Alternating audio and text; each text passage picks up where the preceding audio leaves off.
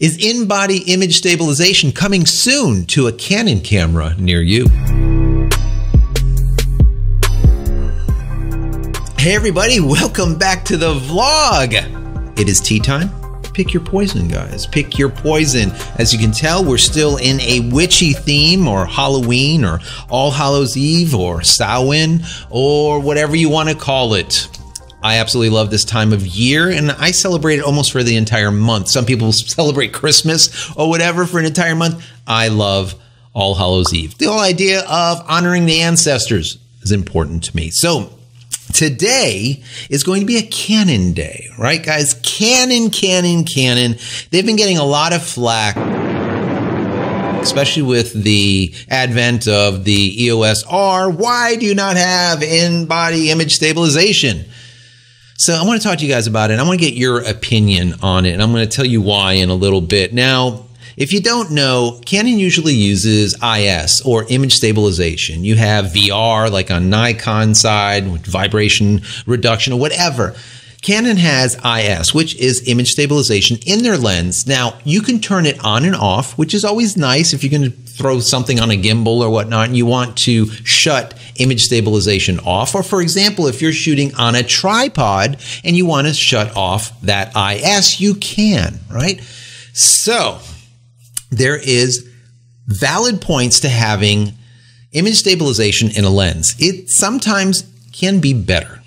Now, that being said, when you put IS into a lens, it becomes heavier, number one. It also becomes larger, number two. And number three, it costs more to create. It's more expensive to do so. So it's not preferred. People like light. People like small. People like cheap, right? So a lot of people want IBIS. So any lens they affix to that body will have image stabilization, even if the lens didn't have it in the past, which is good.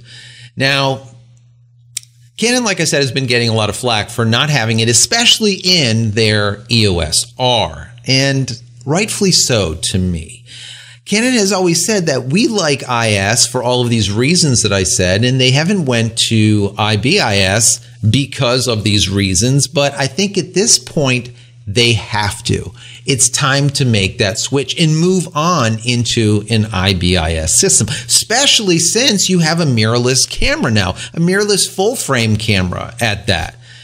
Sony has been doing IBIS. You have Nikon has been doing it with their Z6 and their Z7. You even have Fujifilm with their 100S that's going to be coming out soon, medium format camera with IBIS.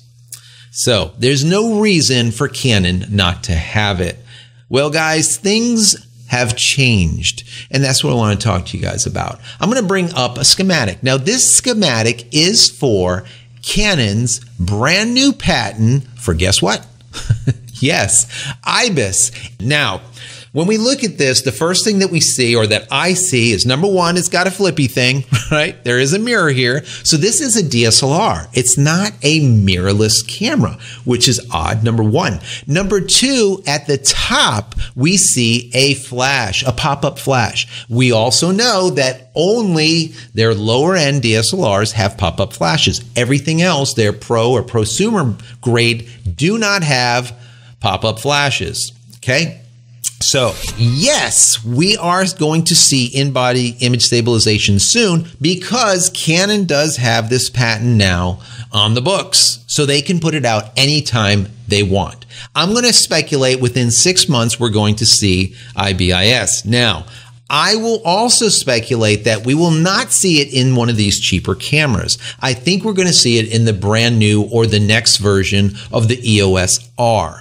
That's where we're going to see it. I think this is almost like a placeholder. It's a way to put this patent out there, maybe confuse people, number one, maybe just leave it in there and say, yes, we're going to be able to put it into everything. But even though they're drawing this low-end DSLR, remember, guys, the mechanism is still the mechanism. IBIS, or in-body image stabilization, that unit, that piece that's vibrating back and forth, that's moving back and forth, shucking and jiving to make it happen, That is really what the patent's all about. So there was a lot of speculation of, oh, maybe they're only going to put it on their cheaper cameras at first. I don't believe so. I have a couple other images here. I'm going to pop up a few more schematics so you can kind of see it. Some of you guys are more geeky than me. I don't know if that's possible, but I know you guys are. So you can take a look at those and see what you think. And maybe you can come up with a different idea than what I have. So in total here, seeing that Canon is moving to an IBIS type of system by putting this patent out there, I think it is a really good thing because, like I said, with the EOS R, they got a lot of flack for not having it, and rightfully so, because you're putting out a camera that is mirrorless, that is full frame, and where your competitor, like a Z6 and a Z7, has it in it, and of course Sony has had it forever. It's a problem.